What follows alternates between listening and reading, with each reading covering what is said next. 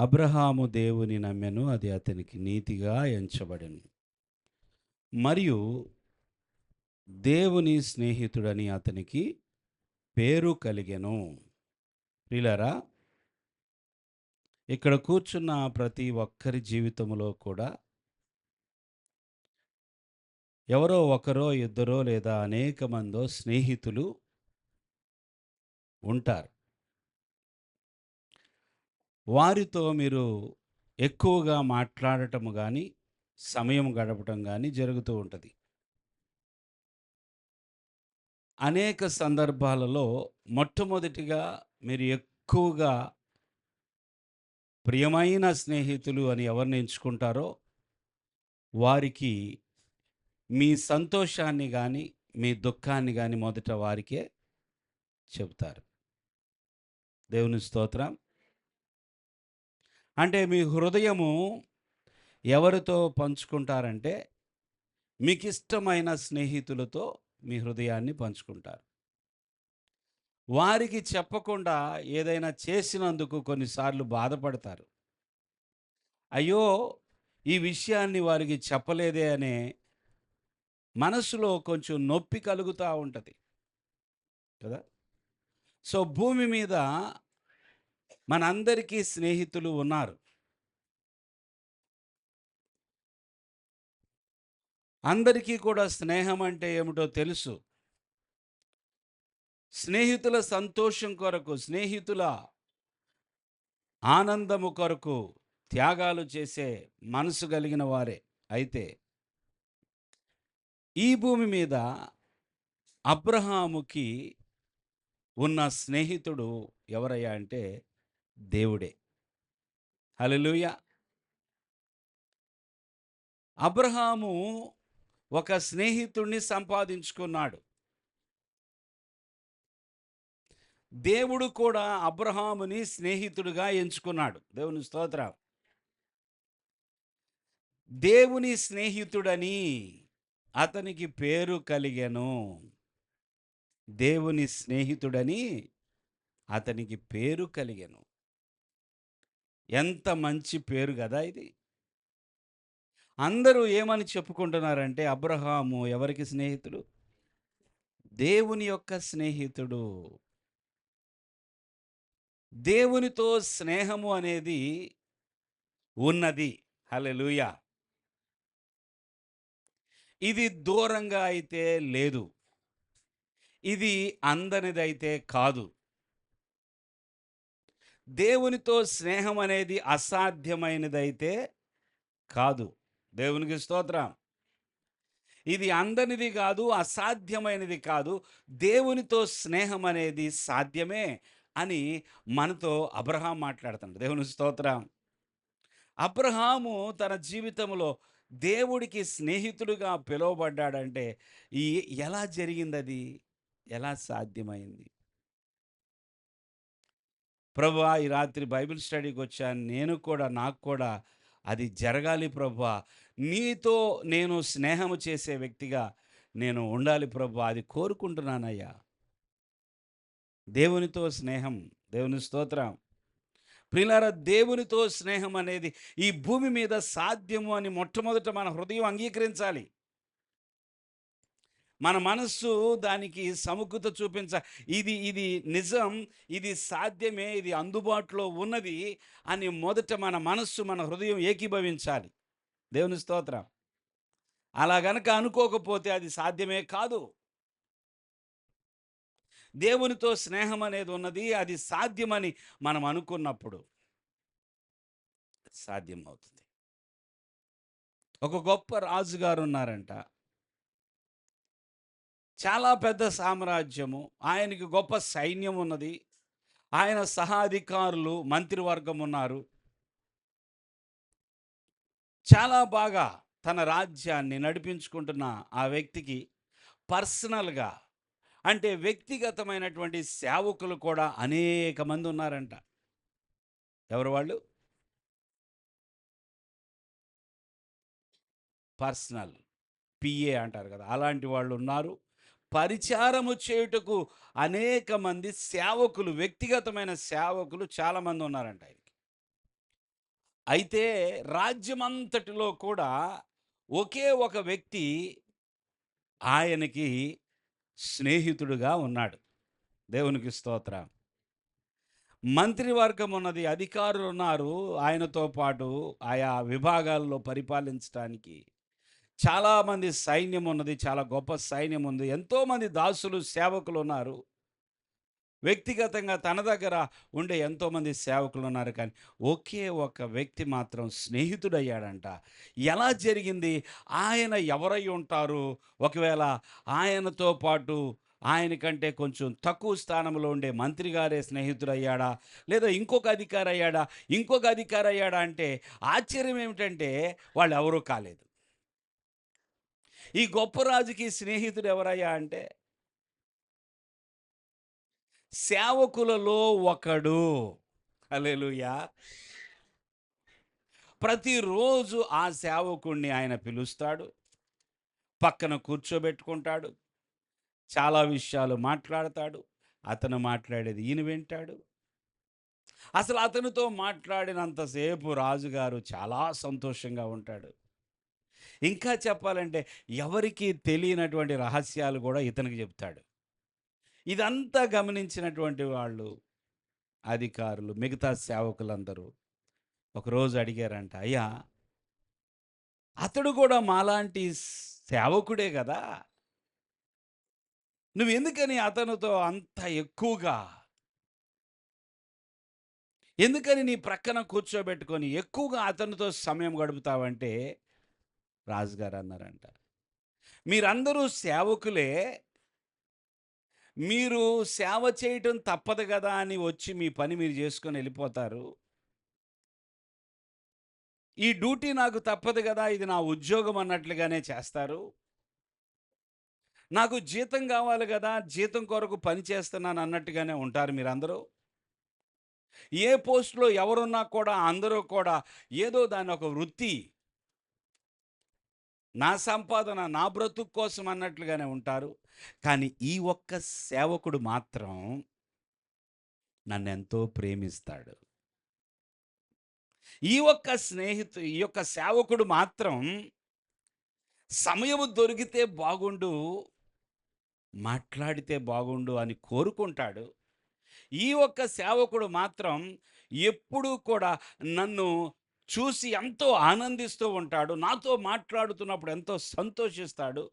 తహతహలాడతాడు. నాకు దగ్గరగా ఉండాలనుకుంటాడు. అతనిలో నేను ఆ స్నేహాన్ని చూశాను. దేవునికి స్తోత్రం. అందుకే నా సేవకుడు ఇప్పుడేమయ్యాడు? స్నేహితుడయ్యాడు. ఇతడు నా సేవకుడు మాత్రమే కాదు. ఇతనెవరిప్పుడు? ఈ రాజ్యమంతటిలో నాకున్న ఒకే ఒక స్నేహితుడు ఇతనే. ప్రియులారా, ఎన్నో కోట్ల మందిలో దేవునికి స్నేహితులు ఎంతమందో, ఎవరో. అబ్రహాము కాలములో అబ్రహాము దేవుని స్నేహితుడిగా పిలువబడ్డాడు. దేవునికి స్తోత్రం. ఈరోజు అలాంటి ఒక స్థానాన్ని మనం కోరుకుంటున్నామా? ఆయన సన్నిధికొచ్చేటప్పుడు కూడా వెళ్ళాలి గదా! వెళ్ళకపోతే ఏమన్నా ప్రమాదమేమో అనే ఉద్దేశ్యం ఏమన్నా ఉన్నదా? ప్రార్థన చేసుకునే ప్రతిసారి బైబిల్ చదివేటప్పుడు చదవకపోతే దీవెనలు రావేమో, చదవకపోతే అనారోగ్యం వచ్చేసిద్దేమో, అందుకని బలవంతంగా దేవుని వాక్యాన్ని అప్పుడప్పుడు చదవడం, లేదా ప్రార్థన చేయకపోతే ఏదైనా కీడొచ్చేసిద్దేమో అన్నట్లుగా ఉన్నదా? నిజంగా ఆయనంటే ఇష్టం. ఆయన మాటలంటే ఇష్టం. ఆయన సన్నిధికి రావడం అంటే ఇష్టం. ఆయన సన్నిధిలో కూర్చోవడం అంటే ఇష్టం. ఆయన లేకుండా నేను బ్రతకలేను. ఆయనే నాకు సమస్తం అనే హృదయం కలిగి మనము భక్తి చేస్తున్నామా? ప్రియులారా, దానిని బట్టి దేవుడు అది చూస్తాడు. ఆయన పైరూపమును లక్ష్యపెట్టాడు. ఆయన హృదయాంతరంగాన్ని పరిశీలించే దేవుడు. హల్లెలూయా! అందుకే నీవు కూర్చుండుటయు, నీవు నిలుచుండుటయు, నీవు పండుకొనుటయు, నీవు మాట్లాడుటయు అన్నీయు ఎరిగిన దేవుడు. సమస్తాన్ని పరిశీలిస్తున్న దేవుడు. మనము ఆయన సన్నిధికి ఎలా వస్తున్నామో, ఎలా కూర్చుంటున్నామో. ఎలా ప్రవర్తిస్తున్నామో ఆయన సన్నిధిలో, ఎలాంటి హృదయము, ఎలాంటి మనస్సు, మన లోపల మన మనస్సు ఎలా దేవుని కొరకు తృష్ణగొని ఉన్నదో చూడడా? చూడడా దేవుడు? భారంగా వచ్చారా మీరు? లేదా బాధ్యత అని వచ్చారా? లేదా నా ప్రాణం ఆయనే. ఆయన సన్నిధికి వెళ్ళకుండా నేను ఉండలేను. ఎందుకో నాకు తెలీదు. ఆయనతో మాట్లాడాల్సిందే. ఆయన మాటలు వినాల్సిందే. దేవుని స్తోత్రం. ఆయన సన్నిధి నాకు కావాల్సిందే. నేను ఆయన ఆరాధించాల్సిందే. ఆయన నేను స్తుతించాల్సిందే. ఆయనతో నాకు సహవాసం కావాలి అనే ఒక ఇష్టము. దేవుని స్తోత్రం. భారం కాదు ప్రియులారా. దేవుడెప్పుడు భారం అవ్వకూడదు. మీలో కొంతమందికి అలా ఉందేమో, సరిదిద్దుకుంటారని పరిశుద్ధాత్మ దేవుడు మాట్లాడుతున్నాడు. దేవుడెప్పుడు, భక్తి ఎప్పుడు భారం కాకూడదు. భక్తి ఎప్పుడు అది ఇష్టం. అది అది నిజంగా మన ప్రాణము దాని కొరకు ఎదురు చూస్తున్నట్లుగా కదా. దావీదేమంటాడు? నేను దేవుని సన్నిధికి ఎప్పుడు వెళ్ళుదునో, నేను ఎప్పుడు ఆయన యొక్క ముఖమును దర్శిస్తానో, ఎప్పుడో ఎప్పుడో ఆయన ప్రాణం అంట తృష్ణగొని ఉన్నది.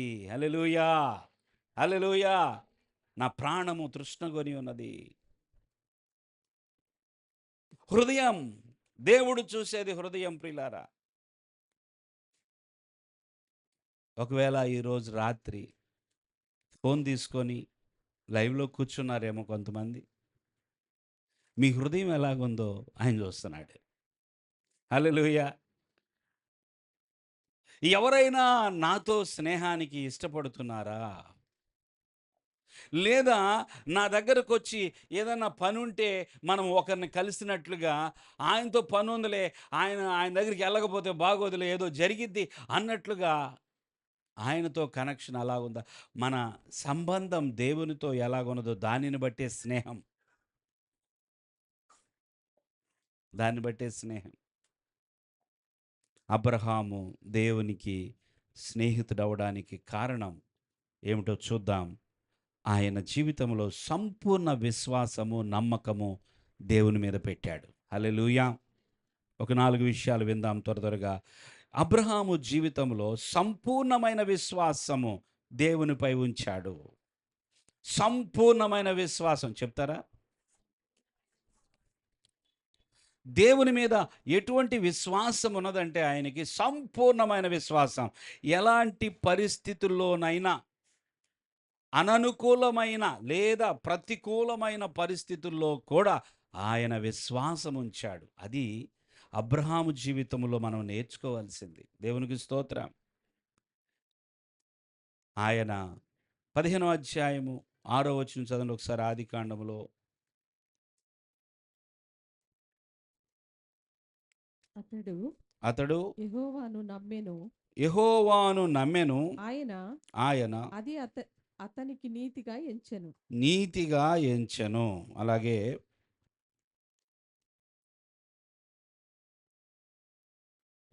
యెహోవాను నమ్మెను, ఆయన నీతిగా ఎంచెను. 18వ అధ్యాయము 17వ వచనం. యెహోవా అప్పుడు యెహోవా నేను చేయబోవు కార్యము నేను చేయబో కార్యము అబ్రహామునకు దాచెదనా. అబ్రహామునకు దాచెదనా. చూడండి, ఒక వ్యక్తి సంపూర్ణముగా ఆయన యందు విశ్వాసం ఉంచినప్పుడు దేవుడు ఎలా ఫీల్ అవుతున్నాడో తెలుసా? ఆయన యొక్క మనస్సు ఎలాగున్నదో తెలుసా? నా యందు సంపూర్ణమైన విశ్వాసం ఉంచినటువంటి ఈ వ్యక్తి ఎదుట నేను ఏదైనా దాచిపెట్టగలనా? చూడండి, ఇంటికి వచ్చాడు దేవుడు. మరొక ఇద్దరు దేవదూతలు ఉన్నారు. వచ్చి చక్కగా భోజనం చేశారు, విందు ఆరగించారు. వెళ్ళిపోయేటప్పుడు సాగనంపటానికి ఎవరు వెళ్తున్నారు? ఎవరు? అబ్రహాము దేవుణ్ణి సాగనంపుతున్నాడు. చూడండి, అబ్రహాము వారిని సాగనంపుటకు వారితో కూడా వెళ్ళెను. ఇంట్లో విందు అయిపోయిన తర్వాత వచ్చిన గెస్ట్లు వెళ్ళిపోతుంటే మనం కూడా కొన్నిసార్లు గేటు దాకెళ్ళి షేక్ హ్యాండ్ ఇస్తాం. వద్దు మీరు ఉండండి మేము వెళ్తామన్నా కూడా కొంతమంది ఏం చేస్తారు, వచ్చినటువంటి అతిథులను వారి ఎడల ఉన్న ఇష్టాన్ని బట్టి, వారి ఎడల ఉన్న ప్రేమను బట్టి, గౌరవాన్ని బట్టి ఏం చేస్తారు, బయట దాకా వచ్చి ఇంకా కావాలంటే వాళ్ళు ఇంకొంత దూరం వెళ్ళే వరకు కూడా ఇంకా 4 అడుగులు వేసి అప్పుడు గాని సెలవు తీసుకోలేరు కదా. మీరు కూడా అలా చేస్తారా? ఎవరైనా వస్తే చేస్తారు ఖచ్చితంగా. మీరు సాగనంపుతారు కదా, వదిలిపెట్టలేరు. అంత దూరం వెళ్ళిపోయి మనకు కనబడకుండా వాళ్ళు పక్కకు తిరిగేంత వరకు అలాగే చూస్తూ ఉంటారు. ఇప్పుడు అబ్రహాము పరిస్థితి ఏంటో తెలుసా? అలాగుంది.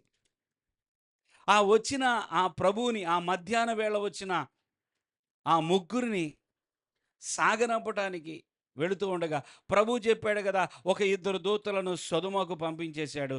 అయితే అబ్రహాము మాత్రము దేవునితోనే ఉన్నాడు, ఒంటరిగా ఉన్నాడు. ఇంకా వదిలిపెడతల్లా, ఇంకెంత దూరం వెళ్తున్నాడో తెలియట్లా. సరే అబ్రహామా మరి, సరే ప్రభు అంటున్నాడు, మళ్ళా వెళ్తానే ఉన్నాడు. సరే అబ్రహామా, ఇక్కడేమో దేవదూతలు వెళ్ళిపోయారు, సొదొమకు వెళ్ళిపోయారు. ఇప్పుడు దేవుడు ఈయన్ని విడిచిపెట్టాలి. దేవుడు కూడా పైకి వెళ్ళిపోయేటట్టే ఉన్నాడు, కానీ లోపల మాత్రం అబ్రాహాముకు దాచేదనా? నేను అసలు ఎందుకు వచ్చానో చెప్పలేదు, ఆయన అడగలేదు. దేవుని స్తోత్రం. చూసారా సంబంధం, చూసారా ప్రియులారా? ఆయన కూడా అడగలేదు. అయ్యా అసలు ఏంటి ఈ మధ్యాహ్నం వేళ సడన్గా నా ఇంటికి వచ్చారు, ఏమన్నా ఉంటే చెప్పయ్యా, ఏంటి అసలు ఎక్కడికి వెళ్తున్నారు? మనం ముందు భోజనం కూడా పెడతామో పెట్టమో, వాళ్ళకి సేద తీరేటట్టుగా వాళ్ళ ప్రాణానికి వచ్చిన వాళ్ళకి ముందు చేయాల్సిన మర్యాదలు చేస్తామో లేదు, కానీ మొట్టమొదటి ఎంక్వైరీలు స్టార్ట్ అయిపోతాయి.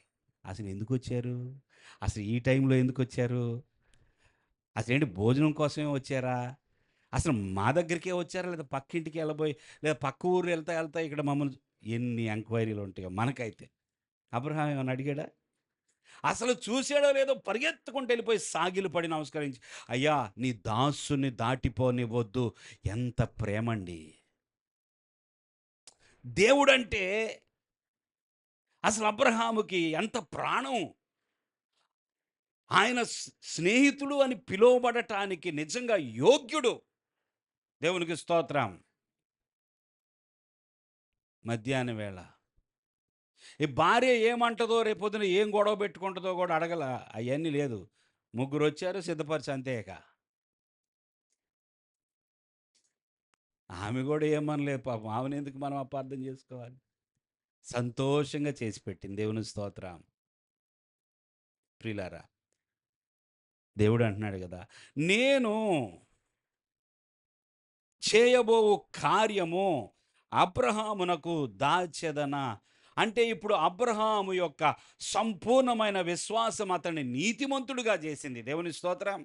అబ్రహాము యెహోవాను నమ్మెను. ఎలాంటి పరిస్థితుల్లో నమ్మాడో మరొక వాక్యం చదువుదాం. అబ్రహాము యెహోవాను నమ్మెను, అది అతనికి నీతిగా ఎంచబడెను. అలాగా నమ్మినటువంటి అబ్రహాము, అలాగా ఆయన ఎడల ప్రేమ కలిగిన అబ్రహాముని దాటి వెళ్ళడానికి దేవుడు ఇష్టపడలేదు. అలాగే దాచిపెట్టడానికి కూడా దేవుడు ఇష్టపడలేదు. దేవుని స్తోత్రం చెల్లించండి. నేను ఎలా దాచిపెట్టగలను? ఇదే మనకు కూడా సమస్య. చాలాసార్లు బాగా దగ్గరి స్నేహితులకు కూడా కొన్ని దాచిపెడదామని అనుకుంటాం, కానీ ఎప్పుడో అప్పుడు టపామని ఓపెన్ అయిపోతాం మళ్ళీ. ఏదో దాచిపెట్టినట్టుగా ఉంటుంది, కానీ మరలా ఉన్నట్టుండి చెప్పేస్తాం. అది కష్టమో, నష్టమో, సంతోషమో, సుఖమో, అది కడుపులో ఉండదిక. దాచిపెట్టబుద్ధి కాదు. ప్రియులారా, అబ్రహాము వలే చూడండి, విశ్వాసము లేకుండా దేవునికి ఇష్టడై ఉండుట అసాధ్యము. ఏమి లేకుండా? మరి ఆ విశ్వాసం అబ్రహాములో ఉందంటారు. ఇప్పుడు సాక్ష్యము, లేఖనము స్పష్టంగా తెలియపరుస్తుంది. అబ్రహాము దేవుని నమ్మెను. సో సంపూర్ణమైన విశ్వాసము ఒక మెట్టు. దేవునికి స్తోత్రం. ఎలాంటి పరిస్థితుల్లో విశ్వాసం ఉంచాడో రోమాపత్రిక 4వ అధ్యాయము నిరీక్ష సమయము వెళ్ళిపోతూ ఉంది కనుక నేను త్వరగా చదివేస్తాను. ని- చూడండి అందరూ దయచేసి. నిరీక్షణకు ఆధారము లేనప్పుడు అతడు నిరీక్షణ కలిగి నమ్మెను. ఆ, నిరీక్షణకు ఆధారము లే ఆధారం లేనప్పుడు అతడు నిరీక్షణ కలిగి నమ్మెను. మరియు అతడు ఆ, విశ్వాసమునందు బలహీనుడు కాక విశ్వాసమునందు బలహీనుడు కాక. ప్రమారమే 100 వయస్సు గలవాడయ్యుండి ఆ, అప్పటికి తన శరీరము మృతతుల్యమైనట్టును సారా గర్భమును మృతతుల్యమైనట్టును ఆలోచించెను గాని ఉమ్, అవిశ్వాసము వలన దేవుని వాగ్దానమును గూర్చి సందేహింపక ఉమ్. దేవుని మహిమపరచి ఆయన వాగ్దానము చేసిన దానిని నెరవేర్చుటకు సమర్థుడని రూఢిగా విశ్వసించి విశ్వాసము వలన బలము నొందెను. ఇదే అబ్రహాము యొక్క రహస్యం. మనం చాలా మాట్లాడొచ్చు దీని గురించి. అబ్రహాము జీవితంలో దేవునికి బాగా నచ్చింది ఏమిటంటే తన యొక్క ప్రతికూల పరిస్థితి. 100 వయసులో, నమ్ముతారండి ఎవరైనా? 100 వయసులో తనకి సంతానం కలిగిద్దంటే నమ్ముతారా ఎవరైనా? కానీ అబ్రహాము దాన్ని మామూలుగా తీసుకున్నాడు అంతే. వాగ్దానము చేసిన వాడు నమ్మదగిన వాడు. నాకు మాట ఇస్తుంది దేవుడు గనుక, నాకు మాట ఇస్తుంది మనిషి కాదు. ఈ మాట నాకు ఎక్కడి నుంచి వస్తుంది? దేవుడు నాతో మాట్లాడుతున్నాడు కనుక నేను నమ్మి తీరుతా. ఆలోచించాడంట వాస్తవానికి. మనిషే కదా. ఆయన కూడా ఆలోచించాడు కానీ కానీ చెప్పండి, సందేహం మాత్రం రానివ్వలా. దేవునికి స్తోత్రం. అతడు కూడా ఆలోచించెను.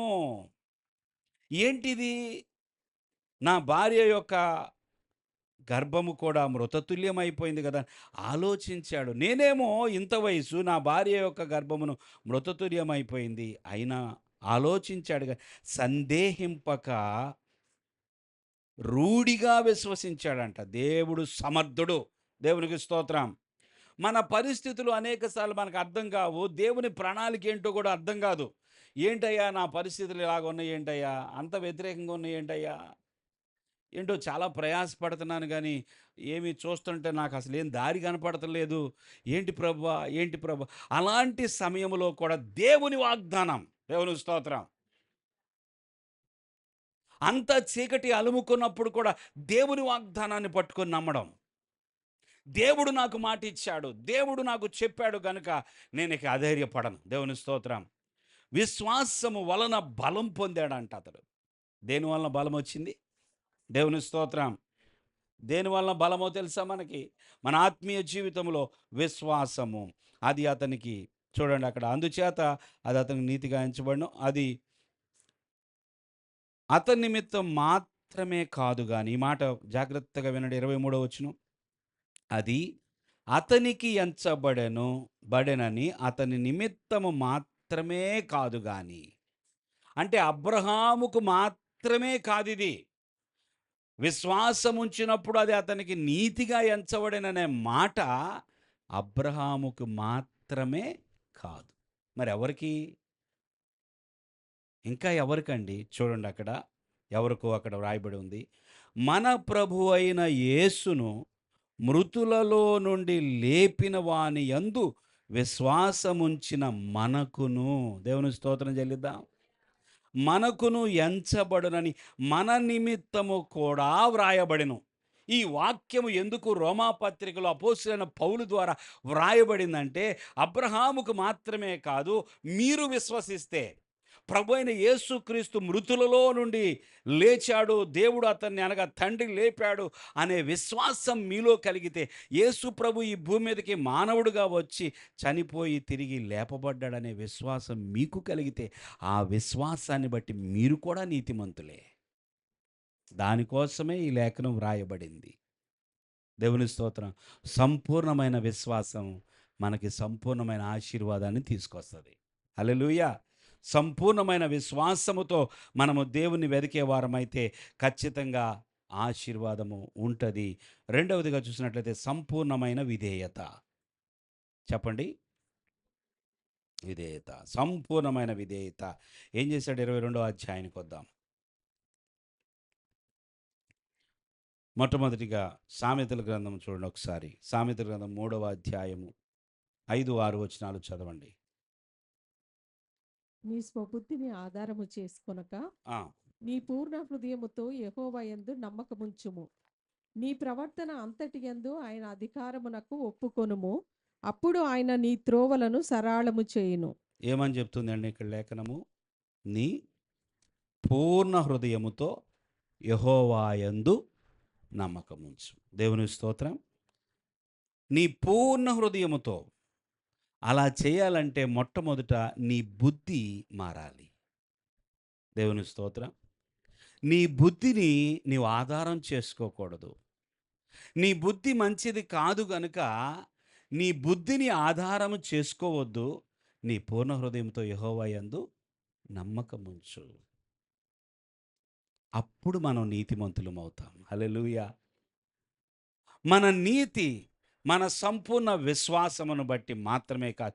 మనము ఎప్పుడు దేవుని దృష్టిలో దేవునికి ఎప్పుడు మనం స్నేహితులం అవుతామంటే సంపూర్ణ విధేయత. సంపూర్ణ 22వ అధ్యాయం ఆదికాండములో 22వ అధ్యాయంలో దేవుడు అబ్రహామును దర్శించి ఏమడుగుతూ ఉన్నాడు? అయ్యా, నీ ఒక్కగాని ఒక్క కుమారుణ్ణి నాకిచ్చే అన్నాడు. నాకిచ్చే అన్నప్పుడు నూరేళ్ల వయసులో దేవుని వాగ్దానాన్ని బట్టి ఎంతో విశ్వాసముంచి సందేహింపకుండా దేవుని యొద్ద నుండి ఆశీర్వాదం పొందుకున్న అబ్రహాము తన కుమారుణ్ణి దహనబలిగా అర్పించమన్నప్పుడు కోపగించుకున్నాడా? లేదా దేవునికి దూరం అయిపోయాడా? లేదా దేవుణ్ణి దూషించాడా? ఏంటి దేవుడా, ఇచ్చినట్టు ఇచ్చి ఎందుకు అడుగుతున్నావు అని అన్నాడా? లేదు. ఎలాగూ ఇంతకుముందు సంతానము లేనప్పుడు దేవుని వాగ్దానం వస్తే ఎలా నమ్మాడో ఇప్పుడు దేవుడు అడిగినప్పుడు చిత్తమయ్యా అంటున్నాడు. దేవునికి స్తోత్రం. అంటే నీకు నాకు మధ్య ఏది ఎక్కువ కాదు, ఎవరో ఎక్కువ కాదు. నీవేది చెప్తే అది చేయటానికి నేను సిద్ధంగా ఉన్నాను. దేవుని స్తోత్రం. సంపూర్ణ విధేయత. నువ్వు ఏది అడిగినా ఏది చేయమన్నా నేను అది చేస్తాను. 23వ వచనంలో ఏమని ఉంటుంది అక్కడ? 22, 23లో ఆ ఎ- ఆ 8 మందిని ఆ, మిల్కా అబ్రహాము సహోదరుడుగు నాహోరును కనెను. క్షమించండి. ఆ, ఒక్కడై ఉన్న నీ కుమార్ 12వ వచనం. అప్పుడు ఆయన అప్పుడు ఆయన ఆ చిన్నవాని మీద చెయ్యి వేయకుము, చెయ్యి వేయకము, అతనినేమియు చేయకుము. ఏమీయూ చేయకము, నీకు ఒక్కడయున్న నీ కుమారుని నీకు ఒక్కడై ఉన్న నీ కుమారుని. నాకియ వెనుతీయలేదు గనుక ఆగండి. దేవుడు మాట్లాడుతున్నాడు. ముందు దేవుడు అడిగాడు, నీ కుమారుడు కావాలన్నాడు. తర్వాత దేవుడు అబ్రహాముతో మాట్లాడుతున్నాడు. నీకు ఒక్కడై ఉన్న నీ కుమారుని నాకియ వెనుక తీయలేదు గనుక నీవు దేవునికి భయపడు వాడవని నీవు దేవునికి భయపడువాడవని. ఇందువలన నాకు కనబడుచున్నదనెను. దేవునికి స్తోత్రం. అబ్రహాములో దేవుడికి ఏం కనబడుతుందో తెలుసా? విధేయత. నువ్వు ఏం చెప్పినా చేస్తావయ్యా. అమ్మో, ఇన్ని నీకు టెస్ట్ చేయటం వేస్ట్, నిన్ను పరీక్షించడం అనవసరం. నీకు ఎటువంటి పరీక్ష పెట్టినా పాస్ అవుతావు. దేవుని స్తోత్రం. కొంతమంది పిల్లల్ని మనం ఏమంటాం, వాళ్ళ పిల్లలు ఏ ఎగ్జామ్ రాసినా ఈజీగా మార్కులు సంపాదిస్తారండి. వాళ్ళకి ఏ టెస్ట్కి భయపడరు వాళ్ళు. ఏ టెస్ట్ అయినా వాళ్ళు ర్యాంకులు కొడతారు. దేవుని యొక్క పరీక్ష వచ్చినప్పుడు ఆ పరీక్షలో 100కి 100 మార్క్స్ తెచ్చుకున్నాడు ఈయన. దేవుని స్తోత్రం చెల్లించండి. నీవు విధేయత చూపిస్తావా లేదా, నువ్వు లోబడతావా లేదా అని దేవుడు ఆయా సమయాల్లో నిన్ను పరీక్షించినప్పుడు నీ పరిస్థితి ఏంటో తెలియదు. దేవునికి స్నేహితుడు అవ్వాలి అంటే సంపూర్ణ విశ్వాసము, దేవునికి స్నేహితులు అవ్వాలి అంటే సంపూర్ణ విధేయత. అయ్యా, నువ్వంటే నాకు చాలా ఇష్టమయ్యా, కానీ నువ్వు చెప్పిందన్నీ నేను చేయలేనయ్యా. నీ ఆజ్ఞకు నేను లోబడలేనయ్యా. ఇదా నోవాహుతో దేవుడు మాట్లాడాడు. జలప్రళయం రాబోతుందయ్యా, ఒక ఓడ నిర్మించు అంటే, దేవుడు చెప్పిన కొలతల ప్రకారం, దేవుడు చెప్పిన ఇన్‌స్ట్రక్షన్స్ అంటే, దేవుడు చెప్పిన నియమములన్నిటి ప్రకారము తూచా తప్పకోకుండా దేవుడు చెప్పింది చెప్పినట్లుగా నోవాహు చేశాడు. దాన్నేమంటారు? సంపూర్ణ విధేయత. ఆయన చెప్పిన ప్రకారము ఆయన చేశాడు గనుక భూమి అంతయు నశించిపోయిన నోవాహును బట్టి తన కుటుంబం మాత్రమే రక్షింపబడ్డారు. దేవునికి స్తోత్రం. నోవాహు మీదకి దేవుని యొక్క కృప రావడానికి వారిలో ఉన్న విధేయత, సంపూర్ణ విశ్వాసము, సంపూర్ణ విధేయత, సన్నిహిత సహవాసం. మూడోది ఏంటది? సన్నిహిత సహవాసం. దేవునికి సమయం ఇవ్వడము, దేవునితో సహవాసాన్ని కోరుకోవడము, ప్రతి దినము కూడా మౌనంగా ప్రభు సన్నిధిలో ప్రభుతో మాట్లాడటానికి. ఇప్పుడు ఎలాగైపోయిందంటే ప్రతి మనిషి యొక్క పరిస్థితి, దేవునికి మాత్రమే సమయం ఇవ్వలేరు, అందరికీ అన్నిటికీ సమయం ఉంటుంది. ఒక వ్యక్తి సన్నిహిత సహవాసము కావాలనుకునే వ్యక్తి ఎప్పుడూ కూడా ఖచ్చితంగా సమయం ఇస్తాడు.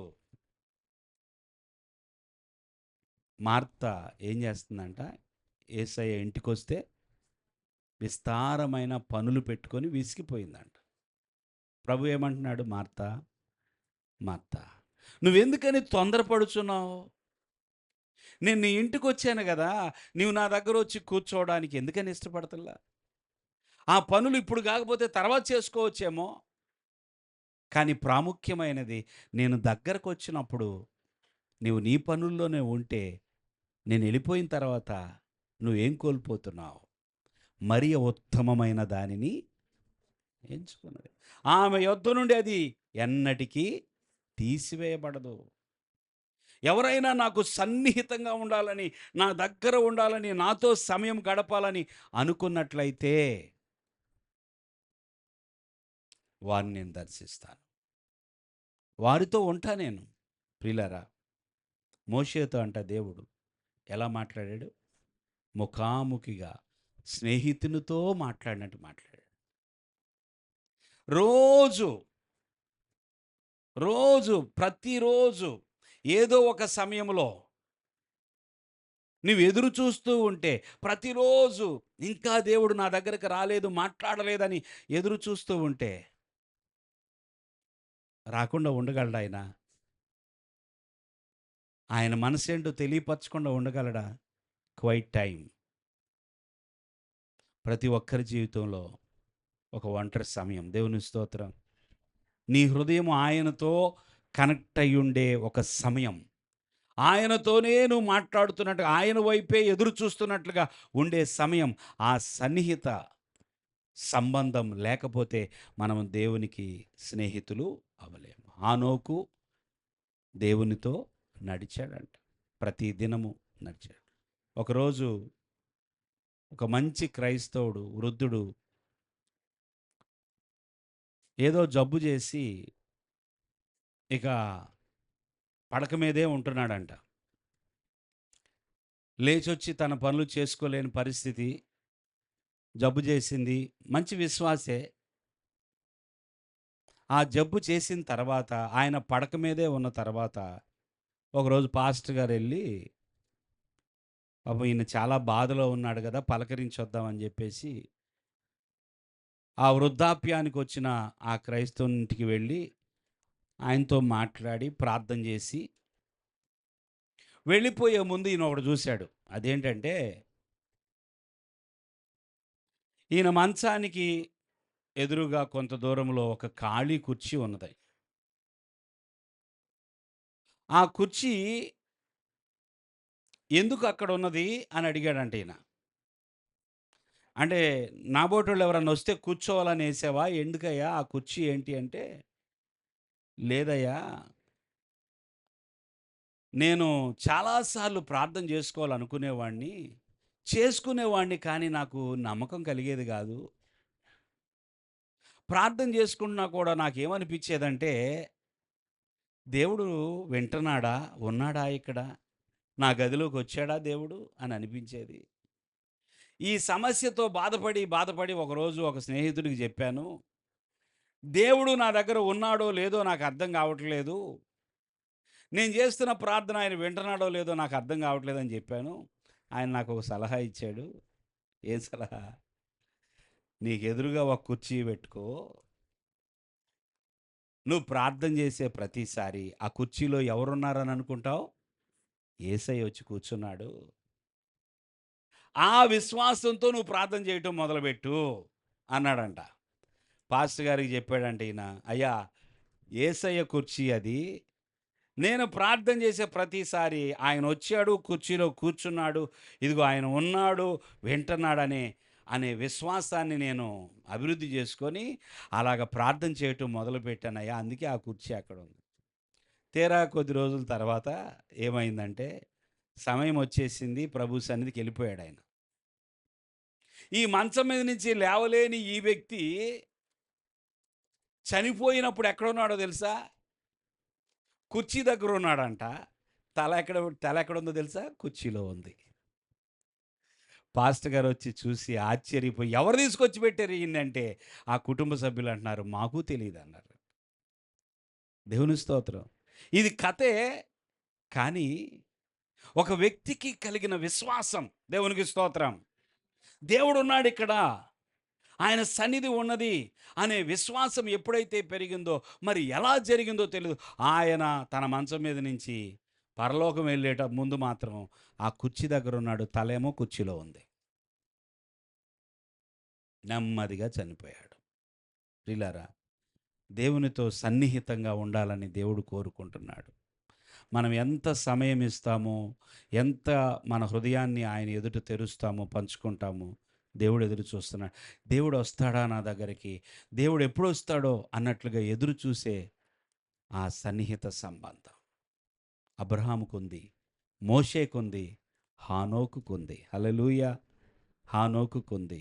అలాంటి జీవితాన్ని మనము అభివృద్ధి చేసుకున్నాం. చివరిగా, ఆయన ప్రేమించు వాటిని ప్రేమించటం, ఆయన ద్వేషించు వాటిని ద్వేషించటం. ఇది స్నేహానికి మరొక మెట్టు. దేవుని స్తోత్రం. చెప్పండి ఇప్పుడు. సంపూర్ణ విశ్వాసం, సంపూర్ణ విధేయత, సన్నిహిత సంబంధము. నాలుగవదిగా, ఆయన ప్రేమించే వాటిని ప్రేమించటం, ఆయన ద్వేషించు వాటిని మనం ద్వేషించటం.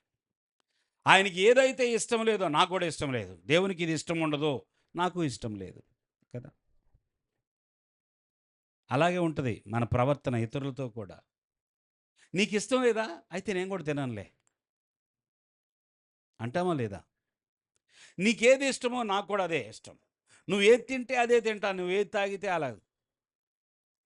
రూతు, నయోమి వాళ్ళ యొక్క ప్రేమ ఎలాగా, అత్త కోడళ్ళు ఎలాగా, చివరికి నీతోనే నా జీవితం అంది. భర్త చనిపోయి నాకు వెళ్ళిపోమ్మా, వెళ్ళిపో, ఎందుకు నువ్వు యవనస్త్రాలు పెళ్లి చేసుకుంటే, లేదు, నువ్వు ఎక్కడికి వెళ్తే అక్కడికి వెళ్తా, నీ జనమే నా జనం, నీ దేవుడే నా దేవుడు. అలాగా అనేక సార్లు నిజంగా దేవుణ్ణి మనం ప్రేమిస్తున్నామంటే, దేవుడు దేనిని ద్వేషిస్తున్నాడో అది మనం ద్వేషించాలి. దేవుని స్తోత్రం. దావీదు అలాంటి హృదయం కలిగిన వాడు. దేవునికి అయిష్టమైనది నాకు కూడా వద్దు. దేవుని స్తోత్రం.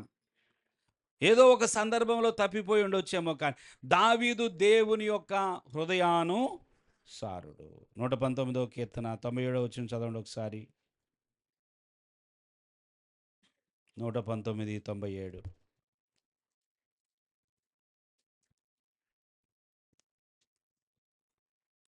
నీ ధర్మశాస్త్రము నాకెంతో ప్రియముగానున్నది.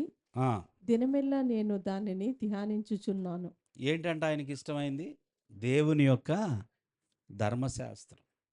నాకెంతో ప్రియమైంది కనుక నేనేం చేస్తున్నాను? దినమంతా ధ్యానిస్తున్నాను. 104వ వచనం. నీ ఉపదేశము వలన నీ ఉపదేశము వలన నాకు వివేకము కలిగెను. ఉమ్, తప్పు మార్గములన్నీయు నాకు అసహ్యములైన. ఆ,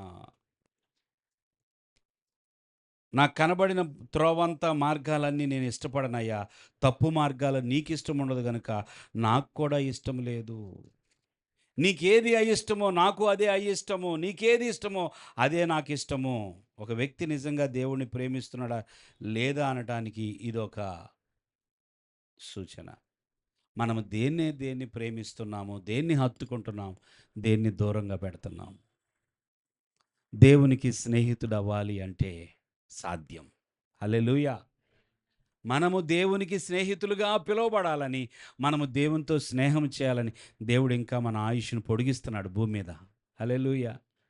ఇప్పటి వరకు ఇంకా సంపూర్ణ విధేయత, విశ్వాసము, మరి సన్నిహిత సంబంధము, దేవునికి ఇష్టమైన దాని ఏమిటో గుర్తించలేని మనస్సు ఉంటే ఈ రాత్రి ప్రభువా నాకు సహాయం చెయ్యి. హల్లెలూయా! దేవుడు ఎదురు చూస్తున్నాడు. ఎవరుంటారా? నాతో ఎవరు స్నేహం చేస్తారు? అందుకే యోహాను సువార్త 15వ అధ్యాయం ఈ మాట చదువుకొని ముగించుకుందాం. యోహాను సువార్త 15వ అధ్యాయంలో ప్రభు ఏమంటున్నాడు? 13, 14 వచనాలు చూద్దాం. తన స్నేహితుల కొరకు తన స్నేహితుల కొరకు తన ప్రాణము పెట్టువాని కంటే ఆ, ఎక్కువైన ప్రేమ గలవాడెవడునూ లేడు. ఎవడును లేడు. నేను మీకు ఆజ్ఞాపించు వాటిని చేసిన ఎడల నేను మీకు ఆజ్ఞాపించు వాటిని మీరు చేసిన యెడల మీరు నా స్నేహితులై ఉందురు. మీరేమవుతారు అప్పుడు? స్నేహితులై ఉంటారు. అంటే యేసయ్య నిజంగా కోరుకుంటున్నాడా లేదా? నాకు స్నేహితులు కావాలి. ఏమని పిలుస్తున్నాడు ఆయన ఇప్పుడు? స్నేహితుల్లారా. ఆ రాజుగారికి ఒకే ఒక్క దాసుడు స్నేహితుడయ్యాడని చెప్పుకున్నాం కదా. ఇప్పుడు యేసయ్యకి అనేక మంది స్నేహితులు కావాలంట. మీరు నా ఆజ్ఞలు గైకుంటే నా స్నేహితులు. దేవుని స్తోత్రం. మిమ్మల్ని స్నేహితులుగా చూడాలనుకుంటున్నా. మిమ్మల్ని దాసులుగా నేను పిలవదలుచుకోలేదు. అందుకే మీకోసం ప్రాణం పెట్టా. అంటే ఇప్పుడు యేసయ్య ప్రాణం పెట్టింది ఎవరి కోసం? స్నేహితుల కోసం. హల్లెలూయా! నాతో స్నేహం చేస్తారేమో అని మంచి స్నేహితుడిగా ఆ ప్రభు ఈ లోకానికి వచ్చాడు. హల్లెలూయా! తల వంచుదాం.